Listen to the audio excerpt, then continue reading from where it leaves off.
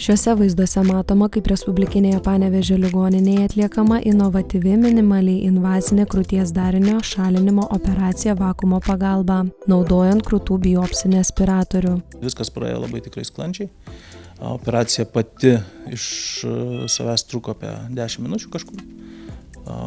Po operacijos po savaitės žiūrėjau, kaip atvykus buvo pacientė pasirodyti, kaip atrodo. Tai taip turi mėlynę, bet lygiai tas pats būna ir po paprastų operacijų ar kažkokių kitų intervencinių krūties.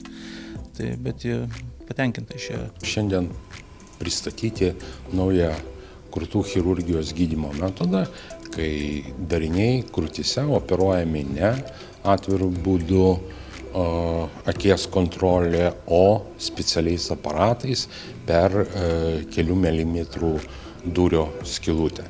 Ir pacientas po kelių valandų gali keliauti namo, nejaučia skausmo ir gydymo procesas yra labai greitas. Šios operacijos trukmė apie 10 minučių, padarant tik 3 mm pjūvį. Šalinant gerybinius darinius iš krūties anksčiau reikėdavo daryti pjūvius iki 5 cm. Anot Vaidoto Česnos, tokiu būdu operuojami gerybiniai krūtų navikai, kurie prieš tai ištiriami radiologiniu būdu. Į krūtį yra įvedama adata, kontroliuojant echoskopu. Prie to darinio šita adata turi tokias dureles gale, kurios paspaudus mygtuką atsidaro, užsidaro ir tos durelės kartu ne tik atsidarinėja, bet jos ir turi pjovimo funkciją. Tai kada atsidaro durelės, vakuumo pagalba yra įtraukiama dalis darinio, ta dalis yra paskui uždarant durelės nupjaunama ir ta dalis įkrenta į šitą konteineriuką.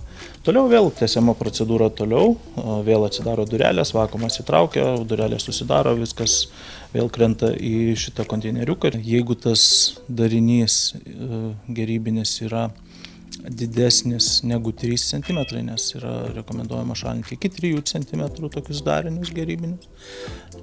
Ir dėl pačio kosmetinio ir estetinio vaizdo, jeigu tas darinys yra prie pat, tarkim, krūties odos, o ne kažkur giliau, gali likti tokia kaip duobutė. Tai to išvengti, tada aš irgi jau rekomenduotina operuoti paprastu atviru būdu. Anot ligoninės direktoriaus, minimaliai invazyvus gydymo metodas krūtų ligoms gydyti pradėtas taikyti pirmą kartą Baltijos šalyse. Po gydymo turim prižiūrėti moteris metus, 2-3, kiek reikia, ir mes galim pirminį vaizdą, pooperacinį vaizdą ir tolimesnį vaizdą sugretinti ir pamatyti, reikia papildomo gydymo ar nereikia.